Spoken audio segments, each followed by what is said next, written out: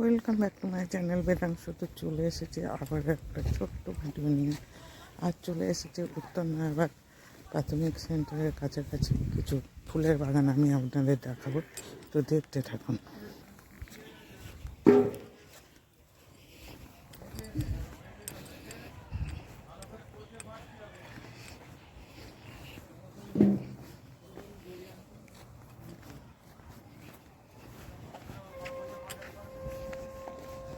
মেলায় গিয়ে তাই তো বিক্রি করে দিতে